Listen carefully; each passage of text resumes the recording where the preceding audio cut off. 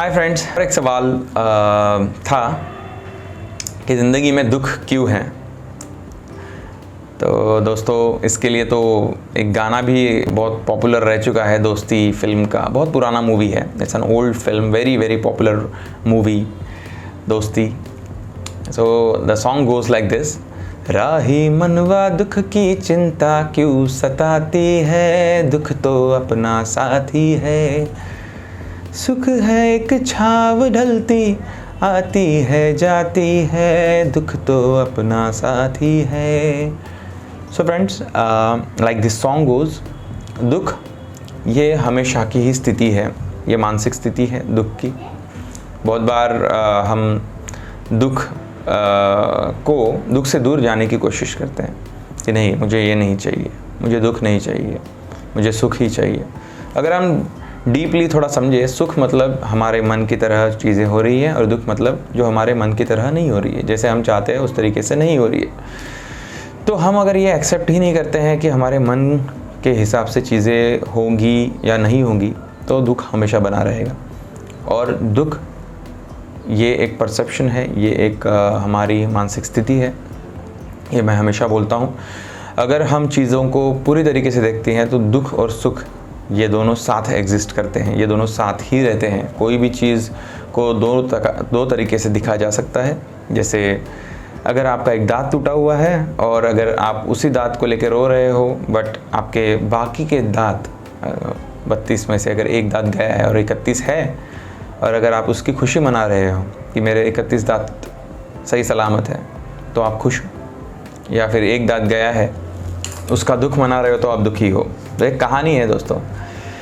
एक बार एक व्यापारी को 10 लाख का फ़ायदा होता है और वो रो रहा है। तो रोते रोते उसको एक आदमी मिलता है कि भाई क्यों रो रहा है। तो वो व्यापारी बताता है मेरा बहुत नुकसान हुआ है। वो व्यापारी की पत्नी बाजू में रहती है, वो खुश थी। तो वो आदमी उस व्यापारी की पत्नी को पूछता है कि मामला क्या है, क्या हुआ है। तो व्यापारी की पत्नी बोलती है कि एक्चुअली 10 लाख का फ़ायदा हुआ है और ये पता नहीं किस बात का रोना रो रहे हैं, इनको शायद रोने की आदत है। तो वो आदमी जाके उस व्यापारी से पूछता है कि हुआ क्या है भाई, रो क्यों रहा है।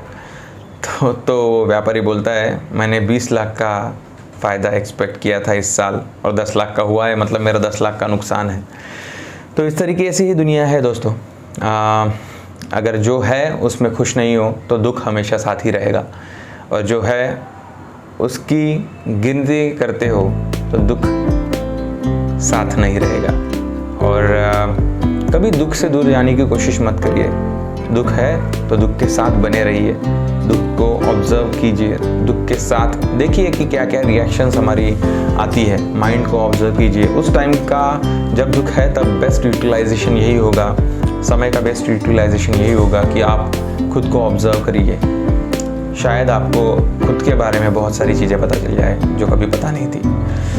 एक तरीका ग्रैटिट्यूड प्रैक्टिस का आप कर सकते हैं कि मेरे पास क्या क्या है। जब दुख आए तो मेरे पास क्या क्या है, इन चीज़ों की गिनती शुरू कर दीजिए। जैसे मैं हमेशा ग्रैटिट्यूड प्रैक्टिस करता हूँ, डेली ग्रैटिट्यूड प्रैक्टिस करता हूँ कि चलो ये चीज़ नहीं हुई, बट मेरे पास मेरी हेल्थ है, मैं इस एज में हूँ कि मैं बहुत कुछ कर सकता हूँ, मेरी फैमिली जो है वो हेल्दी है, मेरे पेरेंट्स अभी भी अर्न कर रहे हैं, they are living well, they are healthy, मेरा बेटा, मेरे बच्चे वो भी they are doing well in studies, health wise also they are okay.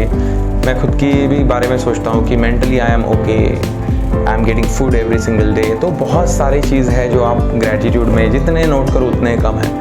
Thank you बोलिए, थैंक्स बोलना सीखिए, अपने आप दुख जो है वो कम होगा।